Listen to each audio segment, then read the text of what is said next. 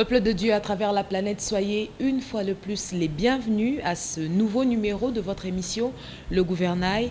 Ici, en République démocratique du Congo, plus particulièrement à Kinshasa, nous nous sommes donné le devoir d'amener à votre connaissance et surtout à votre plein épanouissement les différentes églises qui composent notre religion, la religion chrétienne, qui reconnaît son salut à travers le sacrifice suprême accompli par notre Seigneur Jésus-Christ.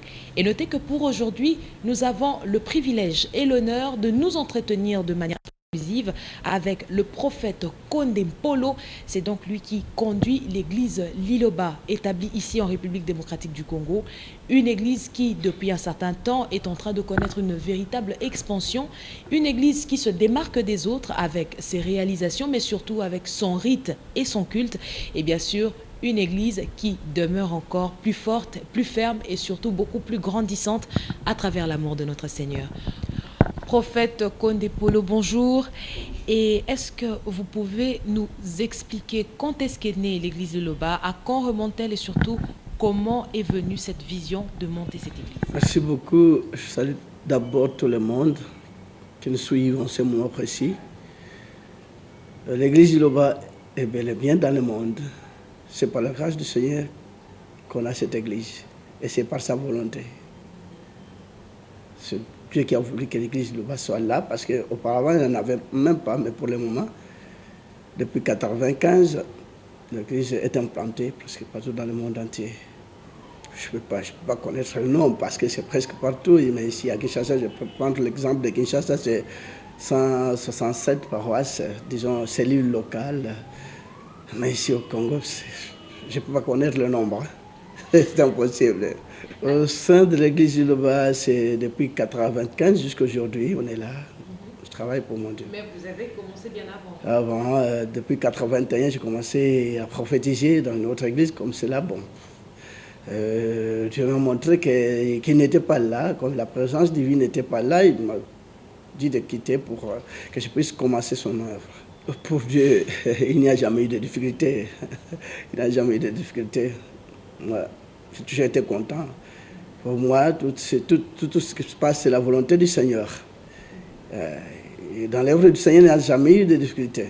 Bien que je n'ai jamais été aimé, on ne m'aime pas. On m'a souvent traité de tous les noms possibles du monde, j'accepte tout. Pour moi, ça suffit. Merci beaucoup pour la question. Moi, j'ai toujours été heureux depuis ma naissance parce qu'à tout moment, je vivais la présence divine. C'est à tel point que nous avons un cantique, Job 7, qu'on a souvent chanté. Et quand on peut lire ce cantique, on dit souvent que moi, quand je vais dormir, peut-être j'aurai la paix, peut-être je vais trouver un vrai sommeil. Ben, pour moi, c'était difficile. Quand je dors, alors il y avait toujours des tourbillons, des visions, des révélations.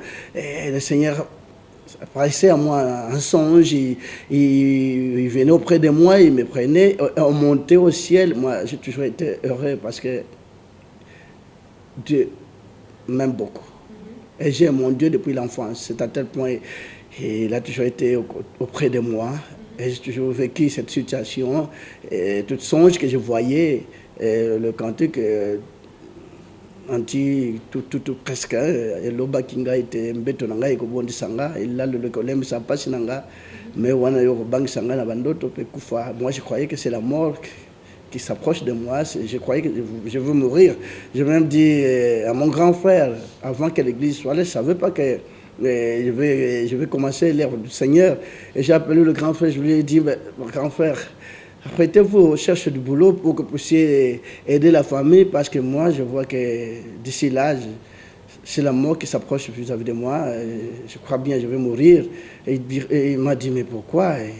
Pourquoi vous dites cela? Mais je dis, mais c'est vrai, parce que ce que je suis en train de voir, ce que je suis en train de vivre dans d'autres mensonges, je vois que c'est la mort qui s'approche de moi. Heureusement pour moi. C'était pas ça, la réalité, c'est toute autre chose, toute autre chose que je suis content de vivre maintenant. Donc, Dieu m'a beaucoup aimé depuis l'enfance. Les parents savent, les parents, ils ont déjà vu ce que j'étais depuis l'enfance. Donc, pour moi, j'ai toujours été fier